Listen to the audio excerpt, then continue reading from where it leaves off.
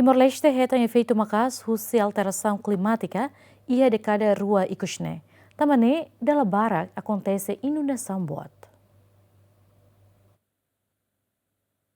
E a cerimônia entrega equipamento e tecnologia para visualização nos gestão dados para Sistema Alteração Cedo para Direção Nacional Meteorologia no Geofísica, chefe gabinete José da Costa nebe representa Ministro Transporte no Telecomunicação na Teten e a década ikusne da barak Timor-Leste reta ne feito uma caso de inundação nebe acontece o volume nebe bot pode for causa para menos aihan e a fatimbalong. Também precisa ter atenção cedo para elemento importante e a mudança climática, também afeta para setor barak hanessa na agricultura, transporte, planeamento urbana, saúde, economia e infraestrutura, no mos aviação, não é existência equipamento para alteração climática é importante, a tua análise para mudança condição atmosfera ho lolos, não é bele antecipa cedo no busca solução. E a década de Waicus, e tahare, e a itanirai,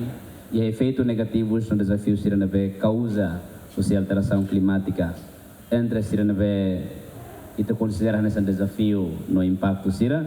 kita belharé nessa inundação sira nebe sempre pot, sempre bebek, menos aihan e fatfatin, estrada coto, estragos e fatfatin, até população sira mos tem que lá convida, também causa husi alteração sira nebe itu temi. Alteração sira nessa né, alteração climática hira nessa né, apresenta desafios ambiental no política OION para Timor-Leste. E a situação crítica será nessa é importante, teve esse mecanismo ainda na bele a observação no previsão meteorologia, o real time, na bele fornece evidência científica, o de alerta não foi informação lolos com a risco, no insight a bele mitiga, que minimiza risco será, o de lahanaru que lhe impacto negativo para o povo, no mostra o utilizador de serviços será esse setor OION. Além de diretor de Direção Nacional Meteorologia no Geofísica informa, no equipamento alteração climática se entrega para a Direção Nacional Meteorologia no Geofísica, onde utiliza para previsão tempo bem acurado. Sim, agora o sistema monta o local né. Agora ainda está na parte equipamento será as automatic weather station, automatic weather observation system, radar, no sensor será seluk, no mos idawe equipamento para qualidade de ar,